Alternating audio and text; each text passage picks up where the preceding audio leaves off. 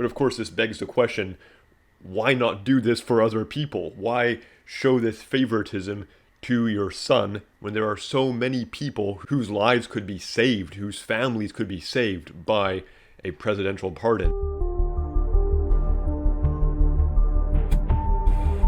The truth is that these last minute pardons that presidents tend to issue during the final weeks of their presidency, they often are surprising. They're politically incorrect. They're damaging to anyone's political career. They're unpresidential, and they go against the kind of image that a president has tried to build of being a fair leader who wouldn't use his authority to benefit himself, his family, his friends, but so things are, and so things go time after time after time as a president gets into their final weeks of their presidency. I have to say, though, that this is unique, I think, in just the blatant favoritism Joe Biden is showing towards his own son, doing something that he had said on many occasions he would not do.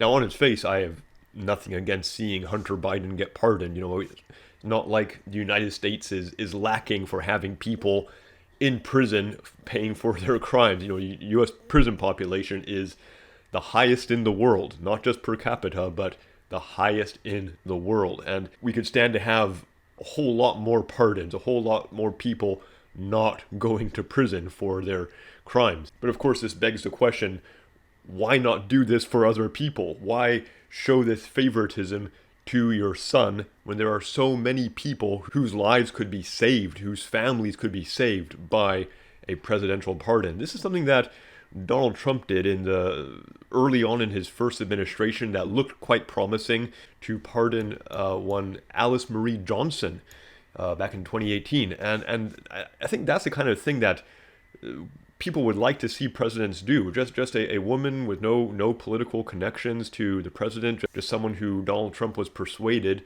that she was deserving of a pardon, and so he used his authority to do that. And unfortunately, that didn't become a theme of his presidency. In general, he just used his pardon the way most presidents do, right at the very end of his presidency, pardoning a lot of his political allies and friends and supporters.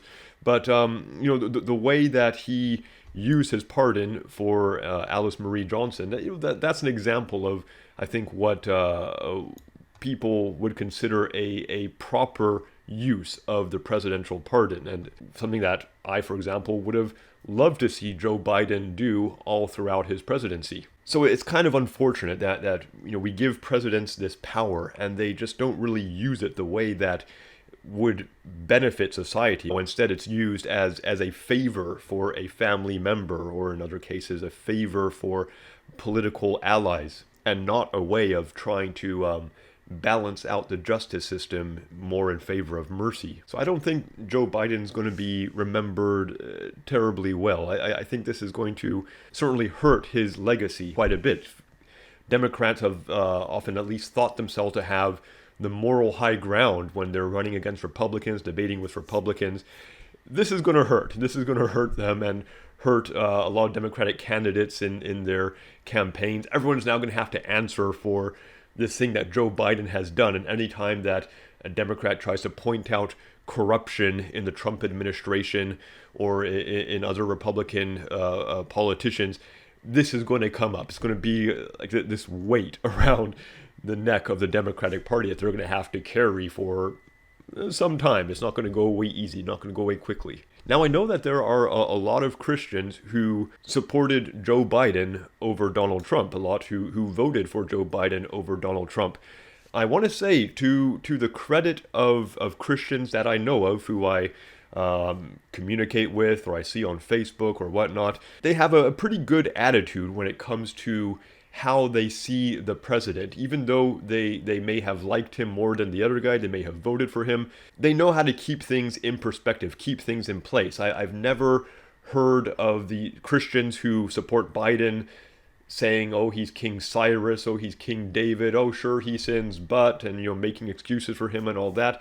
I don't see that. I don't see these Christians saying that they're getting prophecies about Joe Biden and about, how he's God's man and end time this and that. I think to the credit of Christian supporters of Joe Biden that I've seen, they know how to keep things in the right perspective. And I don't think anyone's really going to be stumbled over this.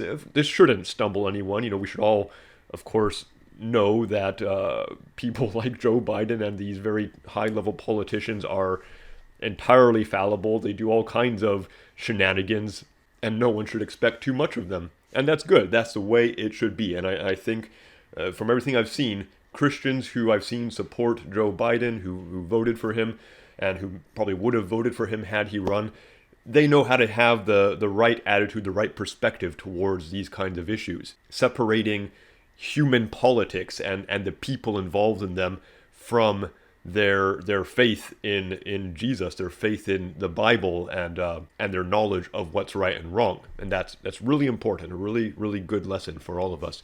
One more thing I'd like to add: wouldn't it be interesting if there's something was put in place to stop these kind of corrupt pardons, the way that presidents tend to use them towards the end of their presidencies?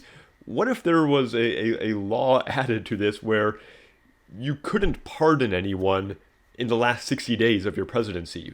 Basically, so that after the election, you can't use that presidential pardon anymore. It seemed like that would play a big role in creating more transparency and avoiding these kinds of situations where, if Joe Biden really wants to pardon Hunter Biden or any friends, cronies, allies, he would have to do it before the election and let the public then get to decide what they think of that with their vote. Personally, I think that would make a lot of sense. Well, thanks for watching. Please let me know what you think about this. Tell me your own thoughts about Joe Biden, his presidency, his legacy, and in particular this way of him dealing with his son's conviction and this pardon for him. How would you like to see presidents use their pardons? And please let me know what you think in the comment section below, and I really look forward to talking to you again later. Bye for now.